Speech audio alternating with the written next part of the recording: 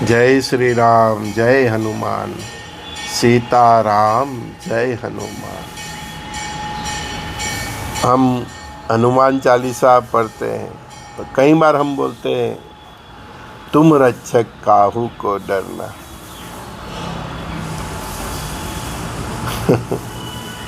तुम रक्षक काहू को डरना। लेकिन हम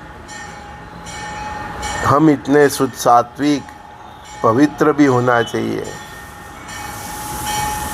कि हनुमान जी हमारी रूह में वास करें, हमारे आत्मा में वास करें। हनुमान जी ने तो अपनी छाती चीर के दिखा दिया कि राम सीता लक्ष्मण उनके हृदय में वास करते हैं। आप भी चाहते हो कि आपके ऊपर हनुमान जी की कृपा रहे और आप ये भाव को एहसास कर सके, आप ये एहसास कर सके कि तुम रक्षक काहू को डरना, इतना विश्वास कर सके और आपका वो विश्वास हनुमान जी सार्थक करे, तो उसके लिए आपका जीवन भी ऐसा होना चाहिए। आपके हृदय में हनुमान जी का वास होना चाहिए। और वो तो बहुत शुद्ध सात्विक है, चरित्रवान है, बाल ब्रह्मचारी है। तो आप ऐसे हैं, फिर आप चाहे कितनी भी हनुमान चालीसा कर लो, हनुमान जी आपके निकट आए ऐसा आप पवित्र तो होना चाहिए। समझ में आता है मैं क्या बोल रहा हूँ? साधना करो, उपासना करो, तप करो, मंत्र जप करो, पैसे हैं तो हवन गान सब करो, लेकिन उसके साथ सबसे जो ज़रूरी है तो शुद्ध सात्विकता और पवित्रता है। जब तक ये तीन चीज़ें नहीं लाते हो अपने जीवन में, शुद्ध सात्विकता, पवित्रता, वही चरित्र है। जब तक ये तीन चीज़ें आपके जीवन में ढल नहीं जाती है, तब तक जो इष्ट देव की आप उपासना करते हैं उसकी कृपा के पात्र नहीं बनते, उनका आपके हृदय में वास नहीं होता है, उनसे दी गई ऑरा प्रकट नहीं होती है। वो जो भी आशीर्वाद देते हैं उसका जो कवच बनता है, उससे जो ऑरा बननी चाहिए वो नहीं बनती है, जब तक आप शुद्ध सात्विक जीवन और पवित्र जीवन नहीं जीते। 108 बार हनुमान चालीसा करो, डेली रामायण का पाठ करो, श्रीमद् भागवत का पाठ करो, कुछ भी करो, मंत्र जाप करो, 1000 बार करो, लाखों बार करो, लेकिन जो इष्ट देव की आप उपासना करते हो और चाहते हो कि उसकी कृपा आप पे बने, तो पहले उसके जैसा बनने का प्रयत्न करो। और उसकी प्रथम सीढ़ी है शुद्ध सात्विक जीवन और चरित्र पवित्रता। सोच असोच का पालन करो, क्या खाना क्या नहीं खाना वो भी आपको पता होना चाहिए। फिर आप बोलो कि तुम रक्षक काहू को डरना, तो हनुमान जी भी उसको एग्री करते हैं, हाँ बेटे मैं तेरे साथ ही हूँ। समझ में आया? हाँ, हनुमान जी पर स्त्री का कितना इज्जत करते थे, है ना? हमारे देवों देखो, हमारे ऋषि मुनि देखो, कि स्त्री की परछाई पड़ जाती है तो भी हट जाते हैं।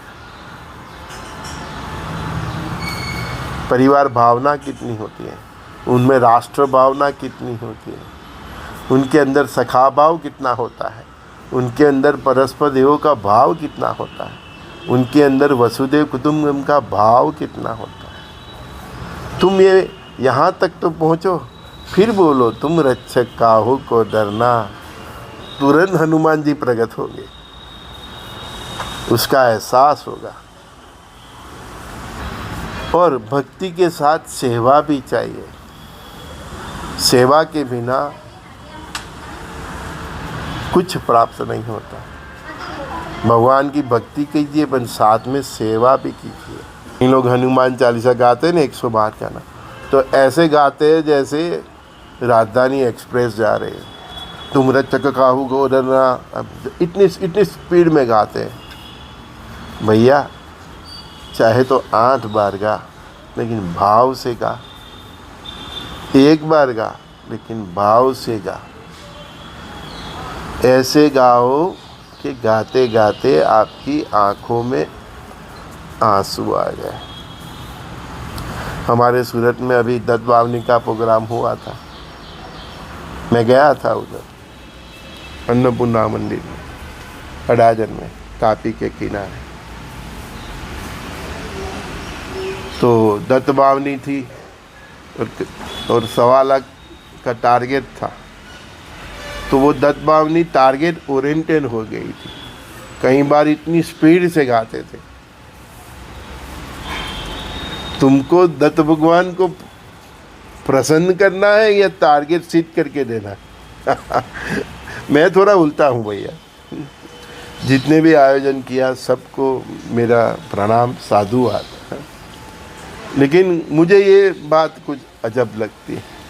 मैं इतना समझता हूँ 52 बार नहीं, केवल 5 बार गाओ, इतना प्रेम से गाओ। दत्त बावनी का एक एक लफ्ज़ आपके हृदय से समझ के साथ निकले, भाव के साथ निकले। कई लोग ये 52 दत्त बावनी का करते हैं, पारायण करते हैं, ये सब करते हैं, तो फिर घड़ी देखते रहते हैं कि कब ख़त्म होगी, कब ख़त्म होगी। बैठ के जंगा भी थक जाती। तो क्यों ऐसा संकल्प करते? मैं तो बताऊं 52 बार नहीं, 5 बार गाओ, 3 बार गाओ, 1 बार गाओ, लेकिन इतना भाव से गाओ कि आपकी आंखों में भी आंसू आ जाए और परमात्मा भी देखे कि मेरा बेटा मुझे भाव से पुकार रहा है। उसको परमात्मा भाव देखते हैं, वो काउंट नहीं करते कि आप कितनी बार गया। वो कई लोग बोलते हैं नहीं, इतने लाख मंत्र हो गए तो सिद्ध हो गए। अरे तू भाई भाव से माला की तो थोड़े मंत्र में भी वो सिद्ध हो जाएगी, क्योंकि तू भाव से जब माला करता है, भाव से तू दत्त बावनी करता है, भाव से तू हनुमान चालीसा करता है, तो तेरी कनेक्टिविटी उसके साथ हो जाती है। और वो कनेक्टिविटी के लिए ही तो हम दत्त बावनी करते हैं कि हनुमान चालीसा करते हैं। फिर हम बोलते हैं तुम रक्षक काहू का डरना। और वो कनेक्टिविटी के लिए क्या करना चाहिए? हमारा देह रूपी जो मोबाइल है वो सच होना चाहिए। हम मोबाइल साफ करते हैं ना, हाँ, कई बार टावर नहीं पकड़ता, हम घर से बाहर आते हैं, ऑफिस के बाहर आते हैं। तो देह को भी शुद्ध, सात्विक और पवित्र रखना है और भाव से गाना है। फिर बोलो तुम रक्षक काहू को बनना है, भूत पिचास निकट नहीं आवे। कुछ भी बोलो, तुरंत सुनेगा और आएगा, आपका रक्षण भी करेगा। फिर फरियाद मत करो कि ये कलयुग है, अभी कोई भी भक्ति करे, कुछ भी करे, हनुमान चालीसा करे, दत्त बावनी करे, फलती नहीं है।